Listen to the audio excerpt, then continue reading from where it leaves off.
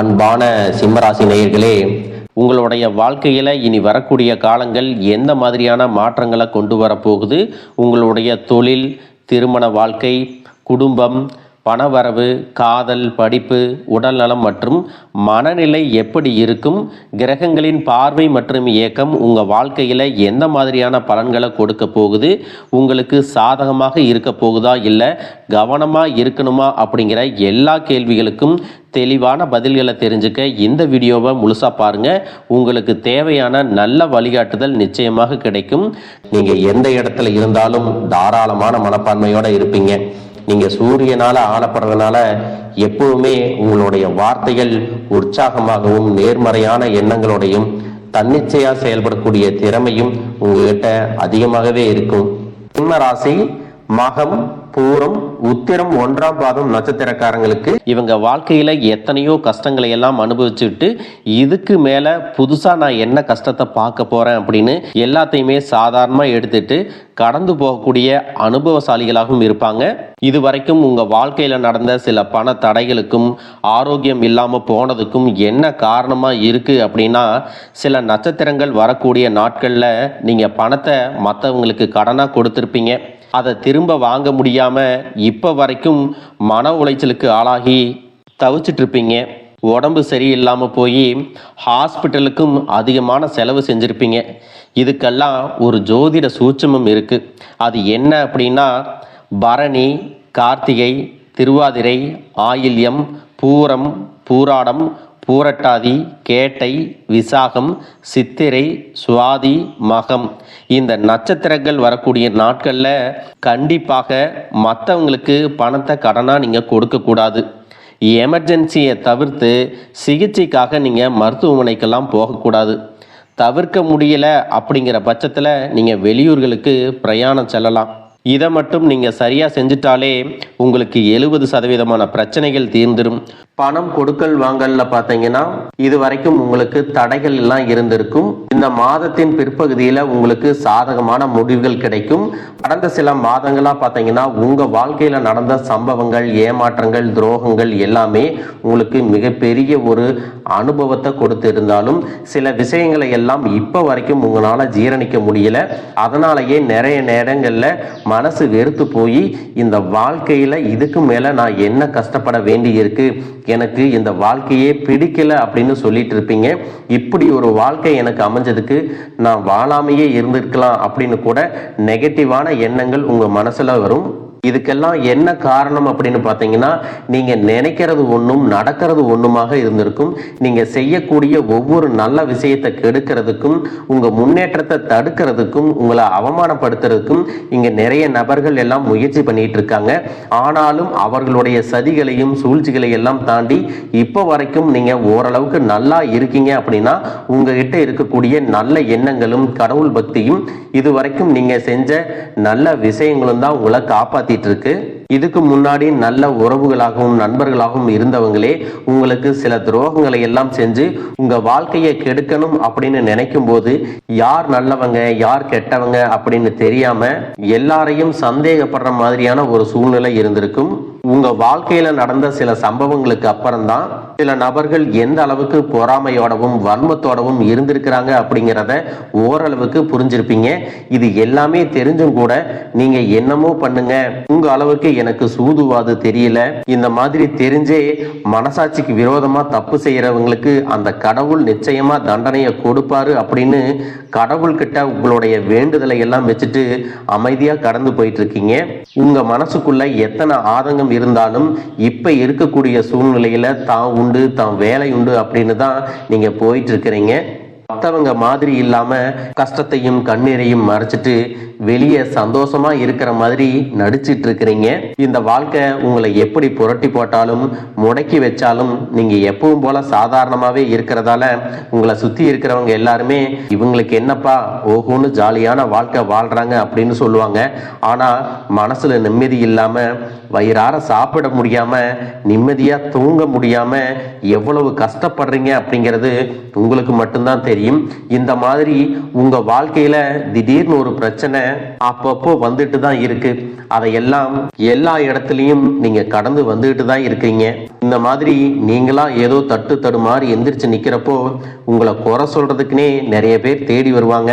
நீங்க 1000 நல்ல விஷயம் செஞ்சாலும் அதையெல்லாம் பாராட்டி ஒரு வார்த்தை கூட சொல்ல மாட்டாங்க. அதுவே உங்களுக்கு தெரியாம ஒரு தப்பு நடந்துட்டாலோ, உங்களுக்கு சம்பந்தமான ஒருவர் தப்பு செஞ்சிட்டாலோ, அது இந்த உலகத்துல யாருமே செய்யாத தப்பு மாதிரி குத்தி காட்டிட்டே இருப்பாங்க. அவங்களுடைய நோக்கம் என்னவா இருக்குன்னா, நீங்க நல்லா இருக்கணும் அப்படிங்கிறத விட முன்னேறிடக்கூடாது அப்படிங்கிறதுல ரொம்பவே கவனமா இருப்பாங்க.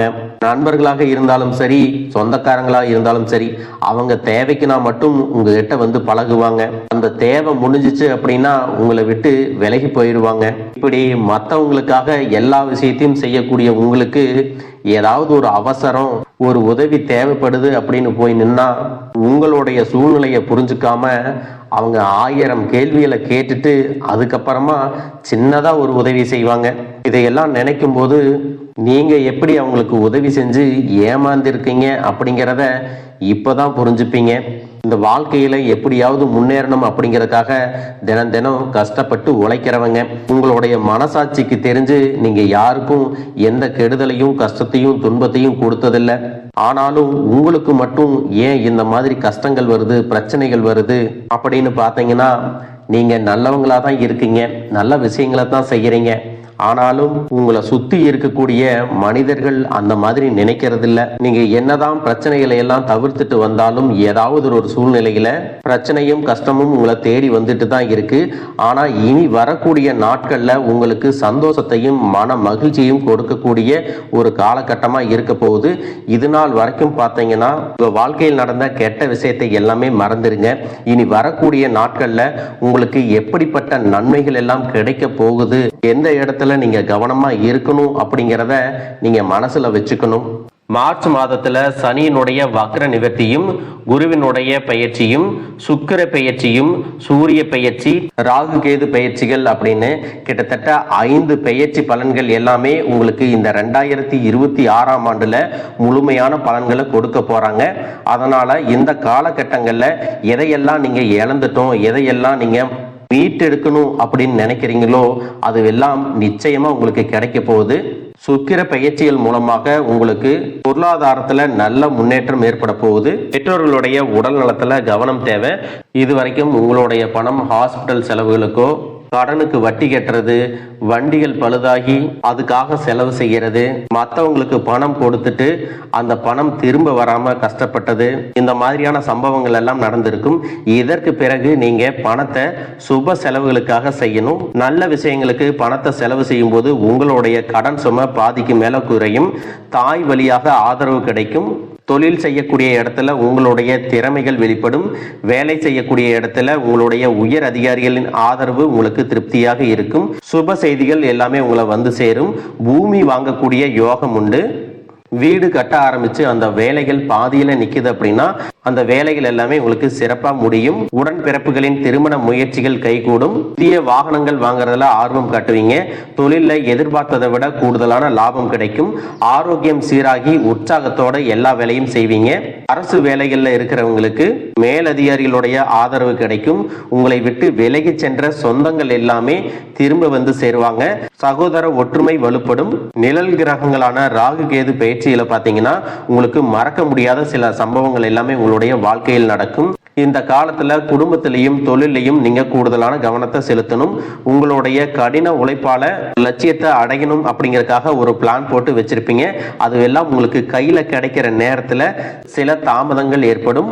வியாபாரத்துல போட்டிகளை எல்லாம் நீங்க சந்திக்க வேண்டியது இருக்கும். குடும்ப உறவுகள்ல நீண்ட காலமாக இருந்த திருமண தடைகள் எல்லாமே நீங்கும். கல்யாண பேச்சு கைகூடும். சின்ன வயசுலேயே கணவன் மனைவி பிரிஞ்சிருக்காங்க அப்படின்னா விவாகரத்து பெற்றதுக்கு அப்புறம் அவங்களுக்கு 2வது திருமணம் கைகூடக்கூடிய வாய்ப்புகளும் இருக்கு. உறவினர்களோடு இருந்த மனக்கசப்புகள் எல்லாமே மாறும். ஆரோக்கிய தொல்லை உங்களுக்கு அதிகரிக்கும். அரசு வழியில சில சிக்கல்கள் உருவாகும். தன்னம்பிக்கையும் தெய்வ நம்பிக்கையும் அதிகமாக தேவைப்படும்.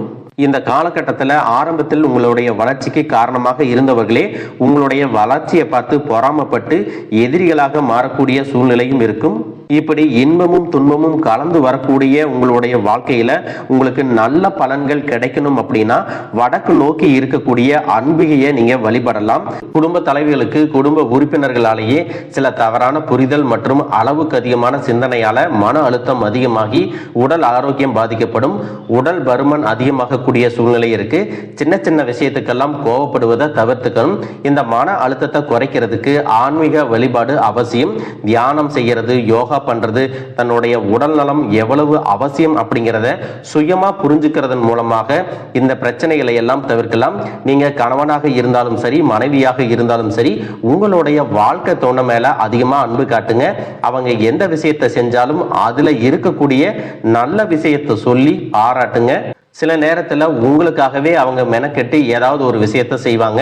அந்த விஷயத்தை நீங்க பாராட்டும் பொழுது அன்பு அதிகரிக்கும்.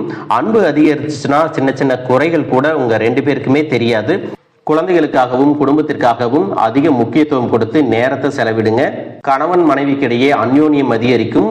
குடும்பத்தில் ஒற்றுமையும் சந்தோஷமும் நீண்ட நாளுக்கு தொடர்ந்து வரும்.